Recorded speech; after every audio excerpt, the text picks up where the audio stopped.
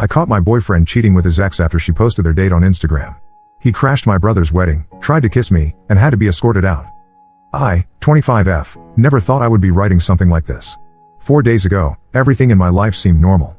Now I find myself sitting alone in my apartment trying to make sense of what happened. I met Ryan, 28M, about 5 months ago at a friend's housewarming party.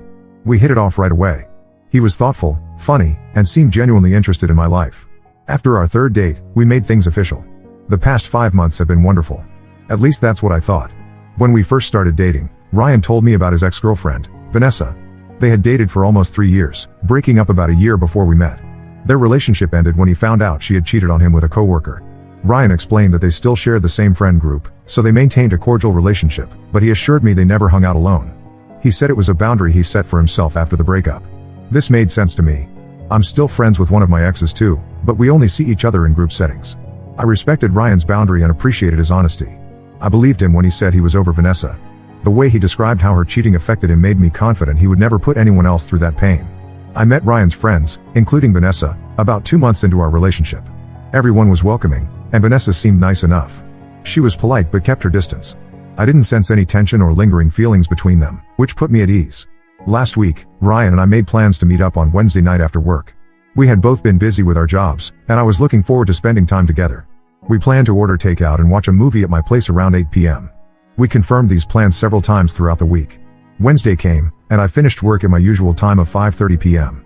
I texted Ryan to let him know I was heading home and asked if he wanted me to pick up anything on the way. No response. I figured he was busy at work, so I didn't think much of it. By 7 p.m., I still hadn't heard from him. I called his phone, but it went straight to voicemail. I sent another text asking if we were still on for tonight. Again, no response. This wasn't like Ryan at all. He usually replied to my messages within minutes. By 8:30 p.m., Ryan was officially late, and I was getting worried. I tried calling him again with the same result, straight to voicemail. His phone must have been off or dead. I started to wonder if something had happened to him. Was he in an accident? Did he have a family emergency? At 9:15 p.m., I decided to grab dinner by myself. I hadn't eaten yet because I was waiting for Ryan. I walked to my favorite pho restaurant a few blocks away. In my rush to leave, I accidentally left my phone at home. When I returned an hour later, there were still no messages from Ryan. I asked my roommate, Alicia, if Ryan had stopped by while I was out. She said no, she hadn't seen or heard from him all day. A knot formed in my stomach. Ryan had never stood me up before. It wasn't like him to disappear without explanation. I was genuinely worried something bad had happened, but there was also a small voice in my head suggesting something else might be going on. Without really knowing why, I opened Instagram and started scrolling through my feed. That's when I saw it, a post from Vanessa from earlier that day. I follow her, and she follows me, so her posts usually appear in my feed. The photo showed a fancy-looking dessert at Taverna, Ryan's favorite restaurant. The caption read, "Dinner and movie night with at Ryan's, just like old times." In the background of the photo, slightly blurred but unmistakable, was Ryan. He was sitting across the table from her, elbows on the table, smiling. The timestamp showed the photo was posted at 5:45 p.m., more than 2 hours before Ryan was supposed to meet me at my place. My hands started shaking. The Ryan in that photo didn't look like someone with a dead phone who had forgotten about plans with his girlfriend. He looked relaxed and happy, having dinner with his ex-girlfriend, the same ex he claimed he never spent time alone with. Even more telling was a comment from one of our mutual friends, Marcus, who had simply written, under the photo. Vanessa hadn't responded to the comment. I put my phone down and tried to process what I was seeing. Ryan had blown me off to spend time with Vanessa. He deliberately turned his phone off so I couldn't reach him. He broke his own boundary about not seeing her alone. And he lied to me by omission. I considered the possibility that he had truly forgotten our plans from a week ago, but that didn't explain why his phone was off or why he hadn't contacted me at all. I went to bed feeling physically ill, a mixture of worry and betrayal swirling in my stomach. The next morning, I woke up to 5 text messages from Ryan, all sent around 6 a.m. "Hey babe, I am so sorry about last night. I completely forgot we had plans. I was watching Better Call Saul with Vanessa and fell asleep on her couch. My phone died and I didn't realize until I woke up this morning. I feel like such an idiot. Can you forgive me? Let me make it up to you. Sushi tonight? Just you and I. I love you." His explanation rang hollow. First, he never hangs out alone with Vanessa. That was his rule, not mine. Second, Ryan doesn't fall asleep early, especially on his day off. Third, if his phone died while he was at Vanessa's place, why couldn't he charge it there? I texted back with a simple question. Did anything happen between you and Vanessa last night? His response came quickly. No, of course not. I would never do that to you. Despite his denial, I couldn't shake the feeling that something was wrong. His actions contradicted everything he had told me about his relationship with Vanessa. I needed to talk to him face to face to understand what was really going on. I told him I wanted to meet after I finished work. He agreed and suggested a coffee shop near my office. I spent the entire workday distracted, replaying everything in my head and trying to prepare myself for whatever truth was waiting for me. When I arrived at the coffee shop, Ryan was already there. He looked terrible, dark circles under his eyes, hair uncombed. He tried to smile when he saw me, but it didn't reach his eyes. I sat down across from him and asked him to tell me exactly what happened the night before. He repeated the story from his texts. He and Vanessa were watching Better Call Saul. He fell asleep, his phone died. I showed him the Instagram post and asked why he was having dinner with her when he told me they never spent time alone together. He stuttered, claimed it was a coincidence. They ran into each other at the restaurant. I pointed out the caption mentioned a planned movie night. He backtracked, said it was a last-minute thing, they're just friends. When I asked about the comment from Marcus, Ryan's face fell. He knew he'd been caught. For the next hour, I pulled the truth out of him bit by bit. Yes, he had deliberately made plans with Vanessa knowing he was supposed to meet me later. Yes, he had turned his phone off on purpose so I couldn't reach him. And yes, something did happen between them. Ryan confessed that he and Vanessa had slept together. He swore it wasn't planned, that he genuinely forgot about our plans, that it was a mistake. He started crying right there in the coffee shop, saying he loved me and begging me to forgive him.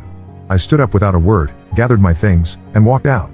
Ryan followed me to the door, still pleading, but I didn't look back. As soon as I got home, I blocked his number and removed him from all my social media accounts. The last few days have been a blur. I've never been cheated on before, at least not that I know of, and the betrayal cuts deep. Right now, I feel numb, but I know the full impact will hit me eventually. My brother is getting married this Saturday, and I'm supposed to be there with a smile on my face. I don't know how I'm going to manage that. The irony is that if Vanessa hadn't posted that photo, I might never have known the truth. Ryan's excuse about falling asleep might have worked. But Vanessa put it right out there on social media, knowing I would see it. Last night, I stayed home alone, watching Netflix and eating ice cream straight from the container. Under normal circumstances, I would have called Ryan to come over and keep me company. Now, the thought of seeing him makes my stomach turn. I keep thinking about how blindly I trusted him. How I waited for him for an hour and a half, worried that something had happened to him, while he was with her the whole time. The disrespect is staggering. I know I made the right decision to end things immediately. 5 months is nothing compared to the lifetime of doubt I would have faced if I had given him another chance. Still, it hurts. Now I'm just trying to figure out how to move forward. How to trust anyone again. How to not let this experience make me bitter or suspicious in future relationships. But those are problems for another day. Right now, I'm just taking it 1 hour at a time. Update 1: It's been 2 weeks since I discovered Ryan's betrayal and ended our relationship. I wish I could say things have improved, but the situation has only gotten more complicated and concerning. The day after my last post, I went to work and tried to focus on anything but Ryan. My coworkers noticed something was wrong, but I kept the details vague. I wasn't ready to talk about it yet. That evening, I met my friend Megan for dinner. She's part of Ryan's friend group, but we've grown close over the past few months.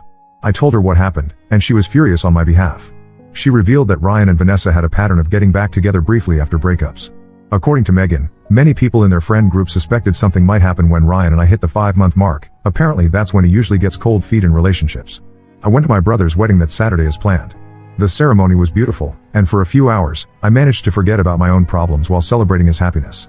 I was a bridesmaid, so most of my day was spent helping the bride and keeping everything running smoothly. During the reception, I stepped away to use the restroom in a quiet hallway away from the main party. As I was walking back, I froze. Standing at the end of the hallway was Ryan, dressed in a full suit. He hadn't been invited to the wedding. My brother had met him only once and barely knew him. Yet there he was, looking perfectly put together, as if he belonged there. Before I could react, Ryan walked toward me. I asked him what he was doing there.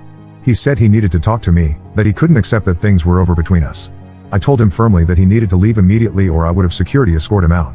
He ignored me completely. Instead, he grabbed my arm so tightly it hurt and stared into my eyes with an intensity that made my skin crawl.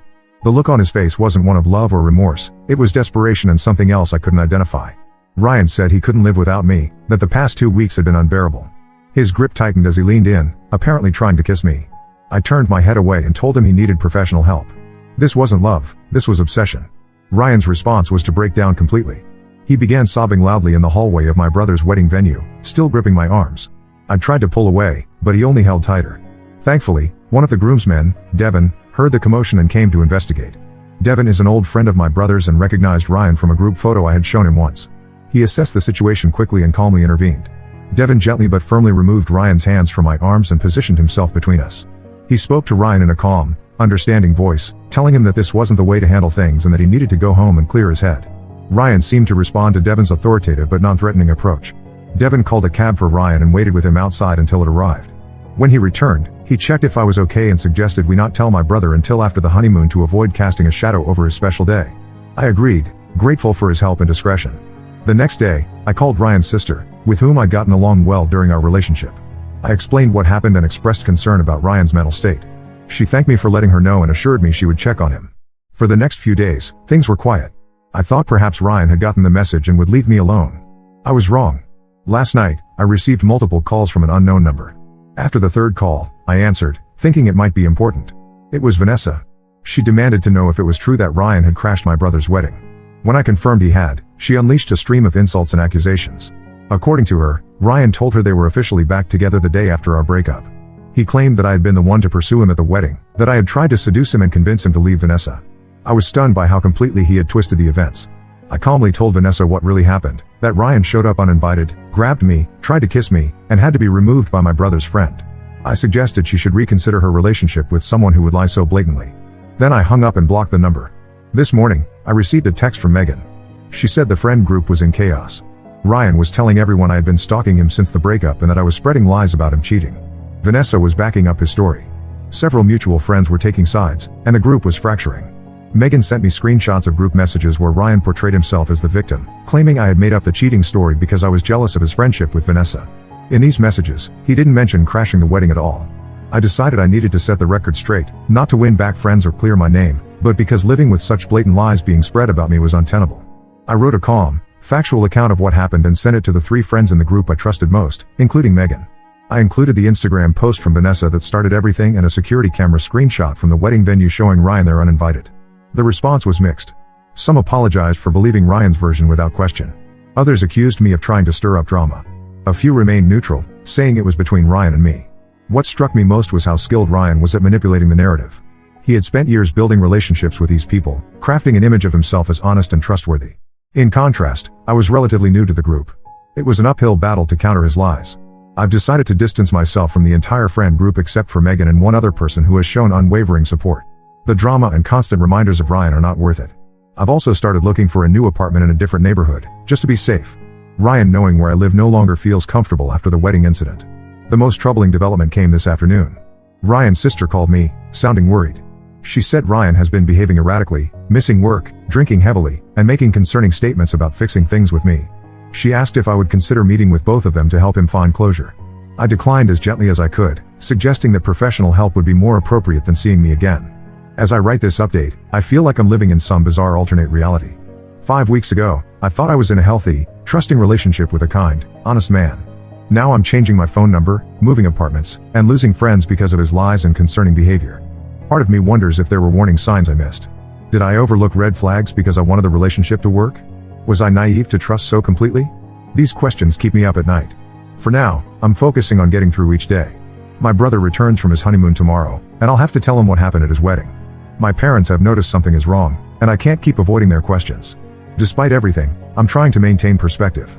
This relationship was only 5 months of my life. I refuse to let Ryan's actions define me or my future. But the path forward feels uncertain and daunting. Update 2. It's been about a month since my last update, and while things haven't completely settled down, there have been some significant developments. After telling my brother what happened at his wedding, he was understandably upset but mainly concerned for my safety. He and his new wife insisted I stay with them for a few days while I sorted out my housing situation.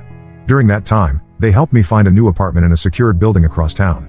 My brother even took a day off work to help me move my essentials, and we didn't tell anyone the address except for immediate family.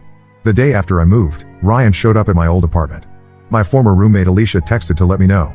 According to her, he brought flowers and a handwritten letter, claiming he just wanted to talk. When Alicia told him I had moved out, he didn't believe her at first and asked to check my room. She refused and threatened to call the police if he didn't leave immediately. He eventually left, but not before sliding the letter under the door when Alicia wasn't looking. Alicia sent me a photo of the letter, which was 6 pages long and filled with a mixture of apologies, declarations of love, accusations that I overreacted, and, most disturbingly, detailed descriptions of our intimate moments together. The letter bounced between taking full responsibility and subtly blaming me for not giving him a chance to explain. It ended with a promise that he would never give up on us. After reading the letter, I decided to file for a restraining order. The process was more complicated than I expected, but Ryan's behavior clearly showed a pattern of escalation. The wedding incident, showing up at my old apartment uninvited, and the concerning nature of the letter were enough for a temporary order to be granted. 2 weeks ago, there was a hearing to decide whether to make the restraining order permanent. Ryan appeared with a lawyer and contested it, claiming I was exaggerating the situation out of spite. Thankfully, I had documentation of everything, screenshots of messages, the Instagram post that started it all, security footage from the wedding venue, statements from witnesses including Devin and Alicia, and the letter itself.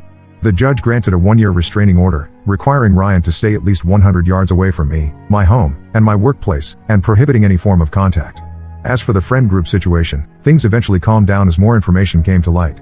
Marcus, the friend who had commented on Vanessa's Instagram post, finally revealed what he knew. Apparently, he had seen Ryan and Vanessa together multiple times over the past few months, always in situations Ryan had lied to me about. Marcus had suspected something was going on but didn't feel it was his place to interfere. When he saw Vanessa's post about their dinner date, knowing Ryan was supposed to be with me that night, he commented out of genuine surprise that she would be so blatant about it. This revelation caused several friends to reevaluate their positions, and many apologized for doubting my account. Some still maintain relationships with Ryan and Vanessa, which I understand, they've known them longer than they've known me. But the character assassination campaign against me has largely died down. The most unexpected development came last week when I received a message from Vanessa. She asked if we could meet in person to talk. After consulting with Megan, who thought it might provide some closure, I agreed to meet in a public place. Vanessa looked terrible when she arrived, tired, thinner than I remembered, with dark circles under her eyes. She got straight to the point, she was no longer with Ryan. According to her, their rekindled relationship had quickly turned toxic. Ryan became extremely jealous and controlling, checking her phone constantly and accusing her of cheating every time she went out without him.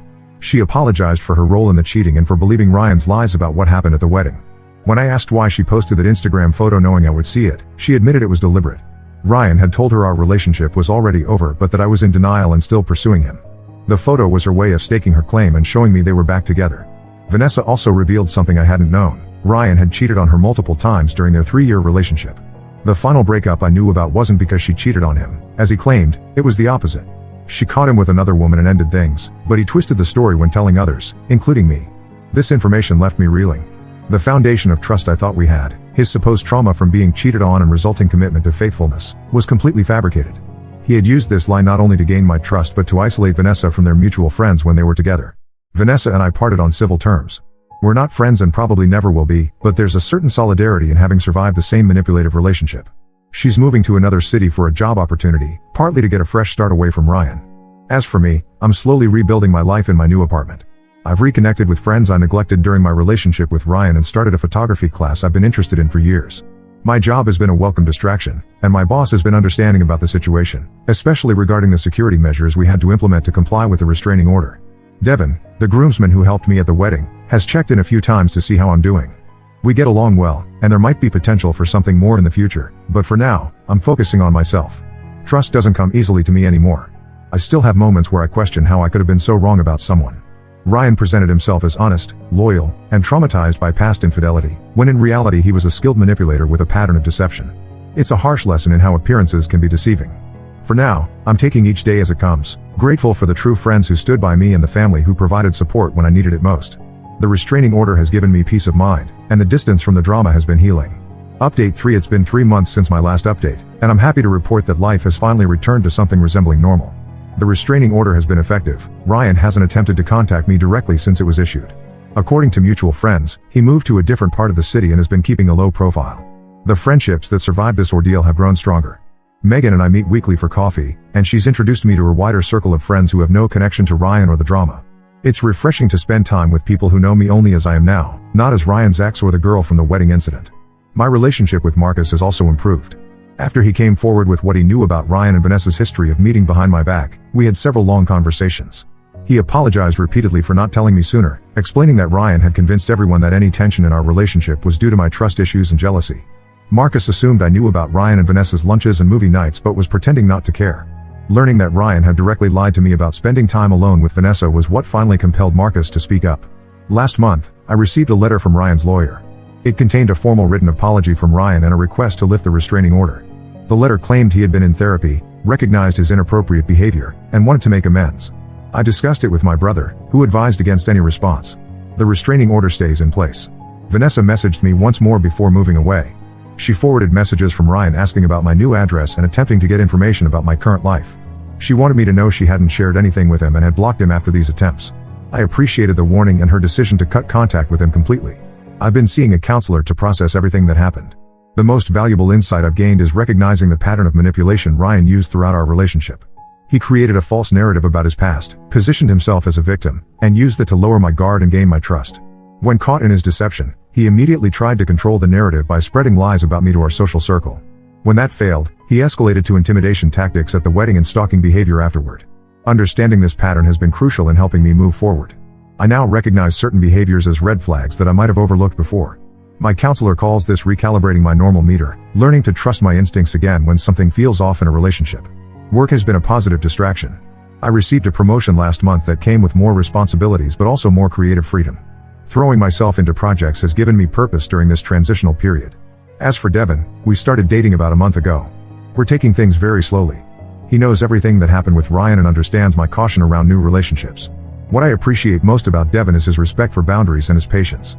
There's no pressure to define what we are or where this is going. We're simply enjoying each other's company and building trust gradually. My new apartment feels like home now. I've installed additional security measures, a camera doorbell and window sensors, which my brother insisted on paying for as a housewarming gift. These precautions might seem excessive to some, but they help me sleep better at night. Last week, I had dinner with my parents and finally told them the full story of what happened with Ryan. I had given them an abbreviated version before, sparing them the more concerning details of his behavior after the breakup. They were upset I hadn't confided in them sooner but understood my reasons for handling it independently.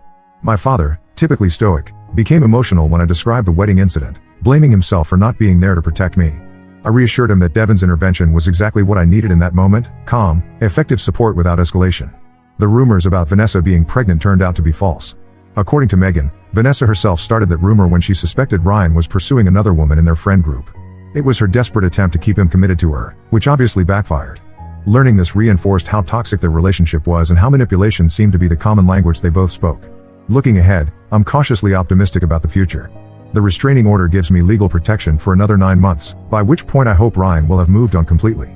My support network is stronger than ever, and I've learned valuable lessons about trust, boundaries, and the importance of honest communication in relationships. There are still days when memories of those 5 months with Ryan surface unexpectedly. A song on the radio, a restaurant we visited together, certain phrases he used to say. But these triggers are becoming less frequent and less powerful. They're just echoes now, not the overwhelming presence they once were. If there's anything positive to take from this experience, it's a deeper appreciation for authenticity in relationships. I value straightforward communication more than ever and have no patience for games or manipulation. My time is too valuable to waste on people who aren't genuine. For anyone going through something similar, I can only say, trust your instincts, document everything, and don't hesitate to use legal protections if necessary. A restraining order might seem extreme, but it provided the space I needed to rebuild my life without fear of further harassment. I won't be posting any more updates about this situation. It's time to close this chapter and focus on writing new ones. Thank you to everyone who offered support and advice throughout this difficult period. Your words helped more than you know. Now let's move to the next story.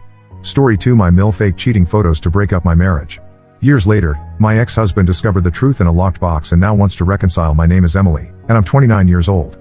I recently divorced my husband, Jake, 31, over false accusations of cheating. I always suspected his mother, Karen, 55, was involved, but I had no proof until now. Jake and I grew up in Millbrook, a small town known for its struggling economy and high unemployment rates. We lived in the same neighborhood, properly nicknamed the Pits by locals. It wasn't the best area, lots of low-income families struggling to make ends meet. My parents moved us there when I was 12 after they both lost their jobs in the city. Dad was a factory worker, and Mom was a receptionist at a law firm. They tried to shield us from the reality of our situation, but even as a kid, I could sense their stress and worry. Jake had lived in the Pits his whole life with his grandparents, Bill and Martha. His mom, Karen, was hardly ever around due to her issues with substance abuse. I remember the first time I saw Karen. She stumbled into Bill and Martha's yard during a neighborhood barbecue, slurring her words and barely able to stand. Jake, who was 14 at the time, calmly led her inside, his face a mask of practiced indifference. It broke my heart to see how used to this he was. Despite the tough circumstances, Jake was incredibly smart and hardworking. He was a few years ahead of me in school and often helped me and my younger sister, Lily, with our homework. In return, I'd help him with chores around his grandparents' house. Bill had a bad back from years of construction work, and Martha suffered from arthritis, so Jake took on a lot of responsibility at a young age. I remember one particular day when Jake was teaching me algebra. We were sitting on his front porch, the summer heat making the pages of our textbooks stick together. Frustrated with a particularly difficult problem, I threw my pencil down and declared I was too stupid for math. Jake looked at me seriously and said, "Emily, you're not stupid. You just haven't figured it out yet. And that's okay because I'll help you until you do." That moment stuck with me. It was the first time someone outside my family had shown such faith in me. As we grew older, our friendship deepened. We'd spend hours talking about our dreams and fears. Jake wanted to start his own business someday, to prove to everyone in the pits that it was possible to make it out. I dreamed of becoming a teacher, inspired by the patience Jake had shown me. When Jake graduated high school, he got a scholarship to a good college in the city. His grandparents scraped together what they could to help with expenses, selling their old car and taking on extra shifts at their jobs. Karen, unsurprisingly, didn't contribute at all. She didn't even show up to his graduation. I remember holding Jake's hand as he watched other parents congratulating their kids, his jaw clenched tightly. Jake and I tried to maintain a long-distance relationship when he left for college. We'd talk on the phone every night at first, sharing stories about our days. But over time, the calls became less frequent. Jake was busy with his studies and part-time job, and I was focused on finishing high school and helping my parents, who were still struggling financially. Then, one day, I got a text from Jake. It was brief and to the point. He thought it was best if we broke up. He said the distance was too hard and he needed to focus on his future. I was devastated. I tried calling him, but he didn't pick up. For weeks, I cried myself to sleep, feeling like I'd lost not just my boyfriend, but my best friend. Years passed, and I didn't hear much from Jake.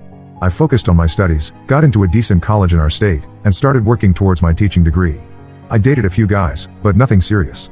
A part of me always compared them to Jake, and they always fell short. Then, out of the blue, I saw Jake's name on the guest list for a talk at my college. He had become a successful entrepreneur, and I was assigned to moderate the session. When I saw him walk into the auditorium, my heart skipped a beat. He looked different, more polished, confident. But when he smiled at me, I saw the same Jake I'd known all those years ago. After the talk, we went for coffee to catch up. Jake told me about his journey, how he'd worked hard, started his own tech company, and even reconnected with his mom. Apparently, Karen had married a wealthy man named Robert who adopted Jake and invested in his company. I was happy for Jake, but a part of me felt a twinge of jealousy. He had achieved his dream of making it out of the pits, while I was still struggling to finish my degree and help my parents make ends meet. One thing led to another, and Jake offered me a job at his company. At first, I hesitated, thinking it might be awkward, but he insisted. Over the next few months, we grew close again. Jake proposed, saying he regretted breaking up with me years ago. I was overwhelmed with emotion and said yes. That's when the trouble started. Karen wasn't pleased about our engagement. She arranged a lunch for us to get to know each other, but it was a disaster. She was sweet in front of Jake but made nasty comments when we were alone, calling my family and me gold diggers. I told Jake about it, but he brushed it off, asking me to ignore her behavior. Our relationship became strained because of Karen's constant interference.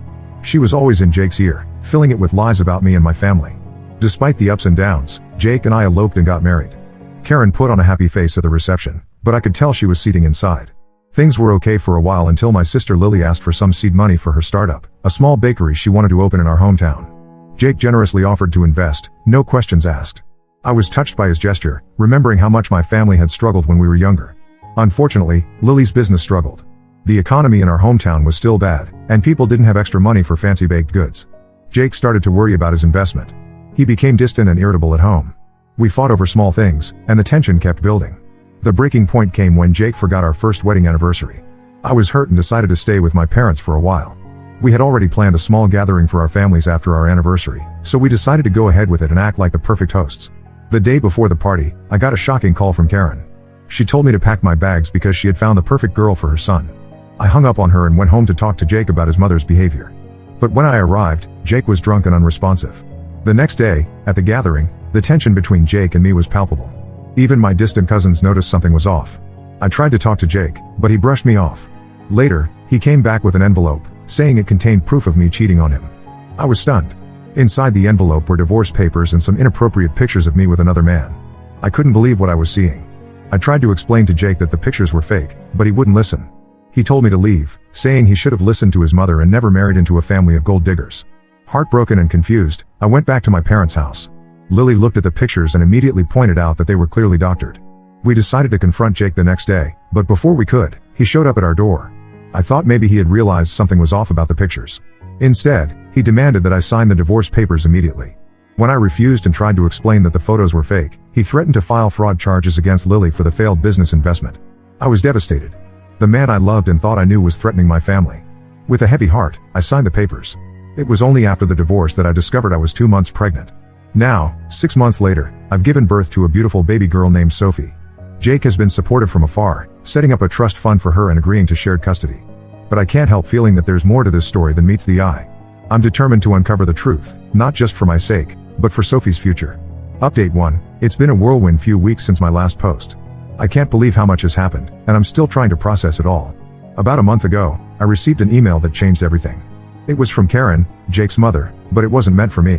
She had accidentally included my email address in a message intended for a woman named Melissa, who she was trying to set Jake up with.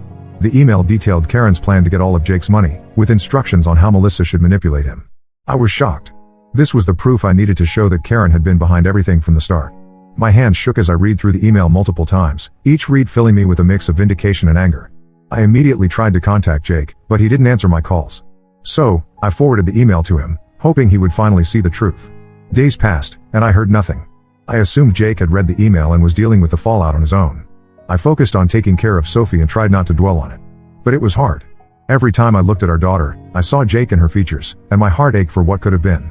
Then, on a rainy Tuesday evening, Jake showed up at my door. He looked terrible, his clothes were rumpled, his hair a mess, and he had dark circles under his eyes. For a moment, I was reminded of how his mother used to look when she showed up at his grandparents' house. I invited him in, more out of habit than anything else, and that's when he dropped a bombshell. Jake confessed that he had never received my email, it had gone to his spam folder. He was here because he had discovered the truth on his own. While helping his mother move some things at her house, he had stumbled upon a locked box. Curiosity got the better of him, and he picked the lock, a skill he learned in our misspent youth in the pits. Inside, he found the original photos of me, the ones that had been doctored to make it look like I was cheating.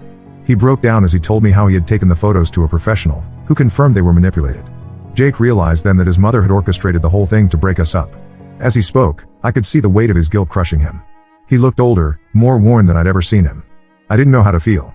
On one hand, I was relieved that Jake finally knew the truth. On the other, I was angry that it had taken him this long to believe me.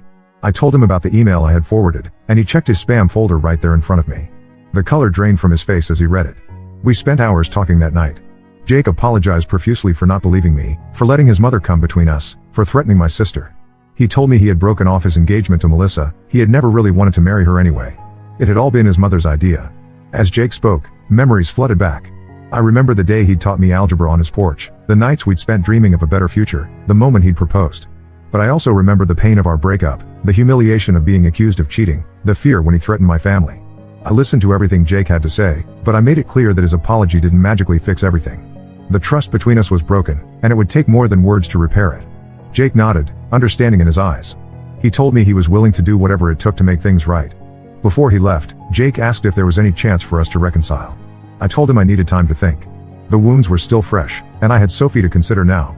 Jake respected my decision and left, but not before asking if he could see Sophie. I agreed, and watching him hold our daughter for the first time in months brought tears to my eyes. After Jake left, I called Lily to fill her in on everything that had happened.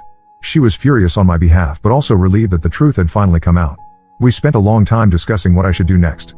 Lily, always the protective sister, warned me against rushing back into a relationship with Jake. But she also reminded me of how happy we had been before Karen's interference. I'm still not sure what the future holds for Jake and me. Part of me wants to give him another chance, we have a long history together, and he is Sophie's father. But another part of me is scared of being hurt again. Can I ever truly trust him after what happened? For now, I'm focusing on being the best mother I can be to Sophie. Jake and I have agreed to be civil for her sake, and we're working on a co-parenting schedule that works for both of us. It's strange, navigating this new dynamic with Jake. Sometimes, when he comes to pick up Sophie, I catch glimpses of the boy I fell in love with all those years ago. But then I remember everything that's happened, and I feel the walls I've built around my heart strengthening. As for Karen, Jake told me he's cut off all contact with her. He's in the process of undoing the financial entanglements she had manipulated him into. It's a messy situation, and I'm glad I'm not directly involved in it. But I can't help wondering about Karen's motivations. Was it really just about money? Or was there something deeper, some twisted need for control over her son's life? I'm taking things one day at a time. My priority is creating a stable, loving environment for Sophie. Whatever happens between Jake and me, I want her to know that both her parents love her unconditionally. I'll update again when I have more news. For now, I'm trying to focus on the positive changes in my life. I've started a new job at a local school, fulfilling my old dream of becoming a teacher. It's challenging, especially with a baby, but it's also incredibly rewarding. And every day, when I look into Sophie's eyes, I'm reminded of the strength I've found through all of this. Thank you all for your support and advice. It means more than you know. Update 2. It's been a few months since my last update, and a lot has changed. I'm still trying to wrap my head around everything that's happened. Jake and I have been slowly rebuilding our relationship, not as a couple, but as co-parents. We've been attending counseling sessions together to work through our issues and learn how to communicate better for the sake of Sophie. It's been challenging, but I can see the progress we're making. In our sessions, we've delved into our past, both the good and the bad. We've talked about our childhood in the pits, how it shaped us and our expectations of relationships. Jake opened up about his feelings of abandonment from his mother and how that affected his ability to trust. I shared my insecurities about not being good enough for Jake after he became successful. It's been painful at times, but also cathartic. The biggest development, however, involves Karen. Jake decided to press charges against her for fraud and harassment. He had gathered enough evidence, including the doctored photos and the email she sent about her plans to steal his money. It wasn't an easy decision for Jake. Despite everything, Karen was still his mother. I remember the night he made the decision. We were sitting on my porch after he had dropped Sophie off, reminiscent of our teenage years. Jake looked at me, his eyes filled with a mix of determination and sadness, and said, "I have to do this. Not just for us, but for Sophie. I don't want her growing up thinking this kind of behavior is okay." When Karen was confronted with the charges, she didn't react the way we expected. Instead of denying everything or trying to manipulate the situation, she broke down completely. It turns out that she's been struggling with severe mental health issues for years, exacerbated by her substance abuse problems. Jake's stepfather, Robert, who had been in the dark about most of Karen's schemes, was devastated. He's filed for divorce but has agreed to help pay for Karen's treatment at a specialized facility. It's a complicated situation, and I have mixed feelings about it all. On one hand, I'm angry at Karen for everything she put me through, the false accusations, the manipulation, the pain she caused our family. But on the other hand, I can't help but feel a twinge of pity for her. Mental illness is a serious issue, and it's clear that she needs help. I remember Karen from my childhood, a woman who was more often absent than present in her son's life. I wonder now if her issues stem from that time, or even earlier. Jake is struggling with his own conflicting emotions. He's angry and hurt by his mother's actions, but he also feels guilty for not recognizing her issues sooner. He's been seeing a therapist to work through his feelings, which I think is a positive step. Sometimes, after his sessions, he'll call me and we'll talk for hours. It reminds me of our late-night conversations when we were younger, dreaming of a better future. As for me, I'm focusing on moving forward. I've started a new job that I love, teaching at a local elementary school. It's challenging, especially balancing work with caring for Sophie, but it's incredibly rewarding. I see a bit of myself in some of my students, especially those from struggling families. I try to be for them what Jake was for me all those years ago, a source of encouragement and support. I'm also enjoying watching Sophie grow and develop her own personality. She's the light of my life, and seeing Jake interact with her always brings a smile to my face, despite our complicated history. Sophie has Jake's eyes and my smile, and sometimes when I look at her, I'm struck by how much she represents the best of both of us. Jake and I have had some long, honest conversations about our past and our future. We both acknowledge that we still have feelings for each other, but we're not rushing into anything. We're taking it slow, focusing on being good parents and healing from the trauma we've been through. Last week, Jake suggested we take Sophie to the park together. As we watched her toddle around the playground, Jake turned to me and said, "I'm sorry for everything, Emily. I should have trusted you. I should have been stronger." I didn't say anything, just squeezed his hand. It wasn't forgiveness, not yet, but it was a start. I don't know what the future holds for us, but I'm cautiously optimistic. If nothing else, this whole ordeal has taught me the importance of trust, communication, and standing up for myself. I'm not the same person I was when this all started, and in many ways, I'm stronger for it. Lily's bakery is slowly starting to pick up. Jake has been helping her with the business side of things, partly out of guilt for threatening her before, and partly because I think he genuinely wants to help. It's nice to see them getting along, a small piece of normalcy in our complicated situation. As for Karen, she's still in treatment. Jake visits her occasionally, always coming back looking drained but a little more at peace each time. I haven't seen her myself, I'm not ready for that yet. But Jake keeps me updated, and I appreciate his honesty about the situation. I'll update again if there are any major developments. For now, I'm taking things one day at a time, focusing on being the best mother and teacher I can be. Thank you all for your continued support and advice. It's been a long, difficult journey, but I finally feel like I'm on the right path. Update 3, it's been almost a year since this whole ordeal began, and I wanted to give you all a final update on the situation. Karen has been in treatment for the past 6 months. According to Jake, who's been in limited contact with her doctors, she's making progress but still has a long way to go. Jake's stepfather, Robert, went through with the divorce, but he's been supportive of Karen's treatment, which I think speaks volumes about his character. Jake has been visiting Karen more regularly.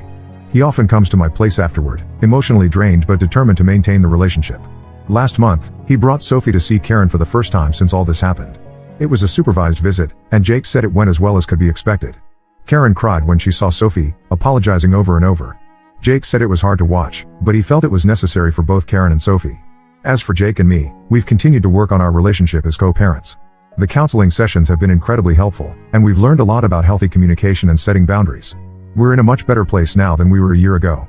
However, we've decided not to pursue a romantic relationship, at least for now. While we both still care for each other deeply, we've realized that too much has happened for us to simply go back to what we had before.